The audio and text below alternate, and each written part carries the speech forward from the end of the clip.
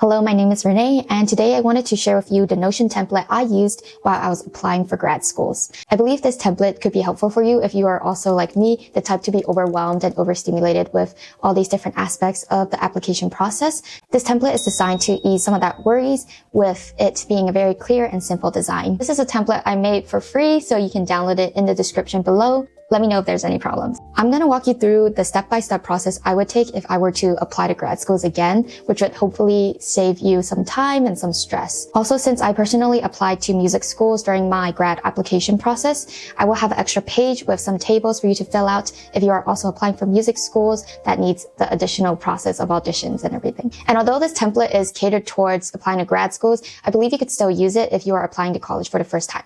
You'll just have to tweak it a little bit. So without further ado, let's get started. So this is what my Notion template looks like, and I will slowly go through all these steps that I've written down. So don't worry too much about it. So first things first, I would enter an email here where all your applications would be sent to. Ideally, it would be an email with your name in it so that it looks more professional and so that you can also use it when you're contacting faculty members or colleagues even outside of school. Next to it is a page for passwords where you can write the email you used and also the password you used to log into that application online. Down here, I have some cool reminders that you could take for yourself. I believe that applying to grad school is half mental state because of the uncertainty of this period of time. So my reminders include things that you would have control over, such as applying to schools and how you use your time to contact people versus how the school sees you, which you don't really have too much control over. So feel free to add your own things or change it to your liking, but I keep it in this toggle. So if I were to go back and do my application process again, I would have divided it into these concrete steps so that it wouldn't make my head spin so much. First part would be brainstorming. I think brainstorming could take a long time if you wanted to just go down different rabbit holes of researching and stuff. So I included some potential estimate of times you would take for each step. So like I said here, if you click on the highlighted pages, they would take you to more details and information. So the first step is to really think if grad school is even right for you. If you already thought this through, that's great. But I think I had a teacher that was really adamant about pinpointing what I needed from grad school, because some of the downsides of continuing to do school would be maybe money and time investments that you could use to do other things. So it's good to really think through this process again for yourself and be more concrete about it. I think Crystal's YouTube video is actually very specific and kind of good to think about whether grad school is right for you. So once you can clearly see how grad school could benefit you in terms of growth in skills, experiences, or job interests, then we can move on to the next step. My second step is actually to not even look at schools yet, but look at what you want from a school. Half of these preferences could have come from step one, but some things you could look into is the environment and community, the type of education you want, the type of classes you want, and also where this place is, because for grad school, usually like if you're not pursuing a higher education degree like PhD, where you live is probably going to be where your connections are. So I listed some of my personal ones that I used when I was applying for schools. You can change it up, do whatever you want with this. But again, this should not take you too much time. Maybe like one day to write everything down is purpose to keep you grounded as you search for schools. All right, now comes the fun part, which is to research and find schools. I remember that this step took me way too long because I wasn't grounded in what school I was looking for. On one hand, I wanted like performance degree. On the other hand, I wanted like a teaching degree. So my mind was everywhere, which is why step 2 is important. But here, I would take maybe about a week to find different schools based on maybe location or program requirements or by interest. And this would be your first tentative list to write down. So let me go through this table with you a little bit. Over here will be pages of your school. So you can add a new page, write down whatever school of your choice. And then here you can write down whatever degree that you are applying or thinking of applying to. You can put in your own Masters of Notion, something like that. And then you can also write down maybe the type or location it is part of. And then here I would enter the URL of the school program so that you can always go back to it and be reminded of it and don't have to search for it again. So for example, I had one of Carnegie Mellon. That's one of the schools I applied to. And so once you click it, it will jump to that program. And of course, other things you might want to keep in mind is the application deadline, tuition, living costs, which are very important for grad school. So this is very important. Do not skip this step. Once you're done rounding up all the schools that you think you are interested in applying, you should fill this out, which is the updated status. Either put not interested or applying. Those are the two, because this is very important for the next step. And if you are doing music auditions, this is also very important to fill out with the yes or no. So once you're done with that, we're going to come down here, which is schools I'm not interested in or not a good fit based on your list above. And this is just to keep track of your thinking process, why you don't want to apply to that school anymore. And you can write them out here with the reasons. I think a mistake I made was to not keep track and just have things all over the place. So I would add the school back and then have to rethink the whole thing. So this page is useful for just keeping track of why you wouldn't want to apply to that program anymore. One last thing I wanted to point out is that here with all the schools, you can open a page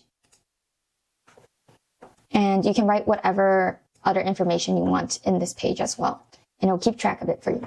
All right, step 4 is a pause. I think during the whole application process, I felt really alone because it feels like I'm the only one doing it, especially if you're not doing a program that someone else is doing. So here, I would suggest you to reach out to either some friends or people in the industry that you could talk to and ask questions about. It's like how aligned this program could be to your interests. And also, especially if you are doing a science field with research like my sister was, it's important to reach out to faculty members earlier ahead of time so that you can see if their lab or studio has space for another grad student, even before you start applying to that school. So here the layout is similar to the schools page where you would put the person's name here and then maybe how you know this person, maybe what school they're affiliated to. So this is why it's important to fill out all your schools ahead of time because your schools is going to show up here and then you can click on the school that it's linked to.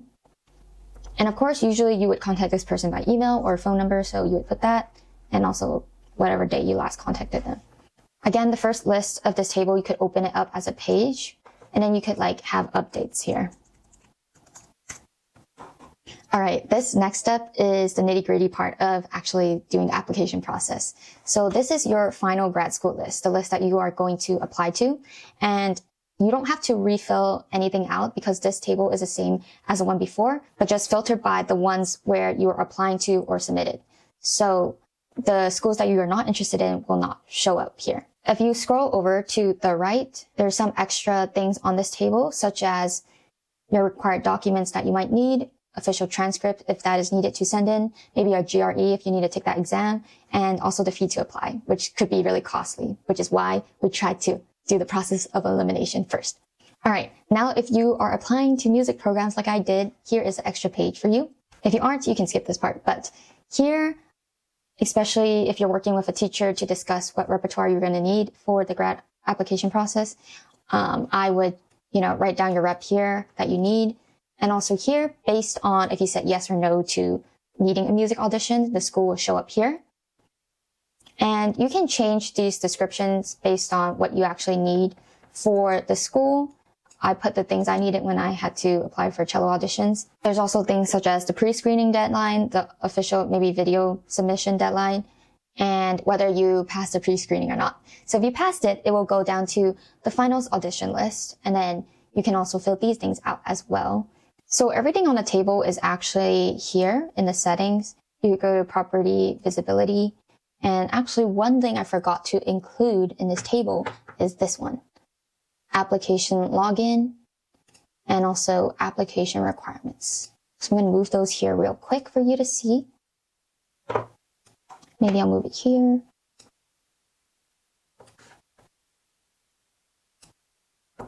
All right, I believe these two will be your most clicked link because the application login is probably the one you're going to submit all your things to. So I would click here so that you can go log in straight away.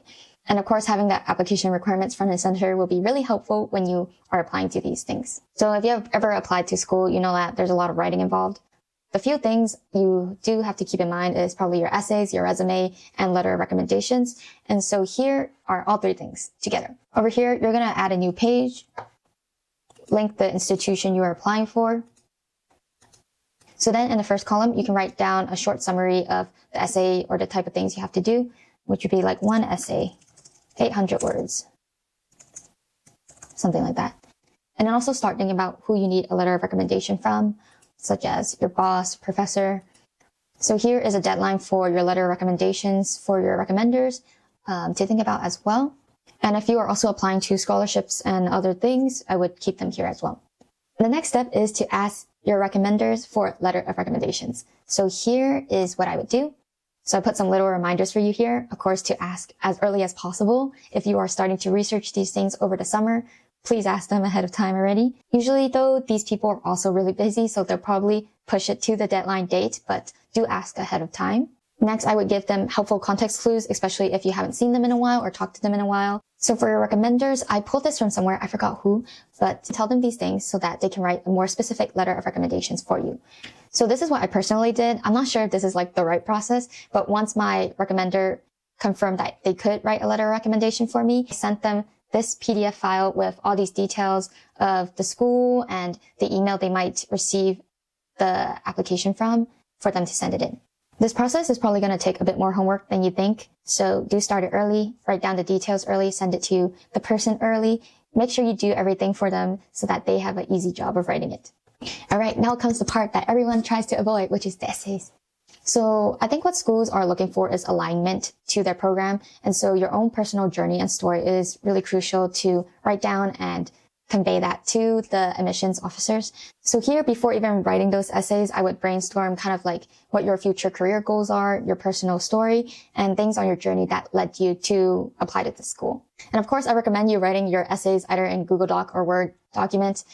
But actually, I did my first drafts in Notion, so I would put like maybe a problem I see, my journey, and how it connects with the school here before I started actually like writing my first draft. I was a really big procrastinator when I wrote my essays. I did them like maybe in 2 days. So it's actually doable. Just do it early. Like if you know it's going to take 2 days or 3 days for you to write something, just do it as early as possible. So you could sleep on it and then look at it again, which is really important to like proofread and rearrange thoughts and stuff. Once you have your school list, your essays, everything ready to submit, you can check those things off here on this side. And of course, pay the application fee. Don't forget that, really important. So now, congrats, you applied to grad schools. The last part is, of course, the deciding factors. After the waiting period of applying to these schools, you're going to start to hear back results. So you can write the results here if you want, just to keep track. And especially for the schools you are accepted in, it's good to review this information to see how it can influence your decision. Especially, I would think like internship and work opportunities are very important while you are in school. Last but not least, it's time to make your final decision for your school. And I've also got some details for you here. So going back to our contacts list, make sure to continue talking to current students, teachers, and other people that can give you a wider perspective of this school. For example, the schools might start reaching out to you by emails, and think it's helpful to respond to them or even hit up the admissions office for a grad student contact, because they will give you a wider perspective of the school. And maybe even the behind the scenes, right? The things that they don't mention on the website. Of course, I was really blessed to be able to actually visit the schools in person, see the vibe of the school. Most importantly, like meet the faculty members, people I might be learning from for the 2 years or more. But the main thing is to try to get as much information as possible so you're not surprised about something about the program when you're in this school. Again, don't do this process alone, because now you have concrete results of schools that have accepted you. So it's really important to also look into the people who are studying there as well. So this is a list that my dad actually made for me to ask grad students who are already in the program, which is super helpful because you want someone who is experiencing it right now so that you can get the most updated and fresh perspective. I believe a lot of the students I first was able to connect through the admissions office, who corresponded to them via email. And then later we moved on to like text as well, and also phone calls, which was really helpful to be able to like just ask all these things. But these are some things you might want to ask them, especially if it's a small program with a small cohort. And fun things as well, such as what you do during your free time, maybe if there is free time. Another thing I did was when I connected with one grad student, they were able to connect me with another grad student or friend that they knew, which is really helpful to just talk to more people, of course. So the steps I would go back to while making my decision would be, of course, the contacts list. Make sure to write down maybe the pros and cons of different schools, and also you could go back to your ideal target schools, which is all the things you wanted to have as a preference. So this can help you also make your decision. Once you are done, you're done. So the last part is, of course, maybe some things you want to get done before you start school again. And so you can write them here as well. So I hope this helps you. You are not alone in this process of applying to grad schools, because I definitely felt I was. A little disclaimer at the end, I'm by no means a professional advisor or even a college admission channel, but these are just some tools and advice I wish I had when I did apply last year, especially since I'm the type to get overwhelmed and just wait till the last minute to do things. I wish I had this. So I hope this template helps you just like it did for me, and sending many prayers your way. See you in the next one. And finally, Mai is back in California and also in San Francisco for the first time. We packed a lot in one day, so come join us for our adventures.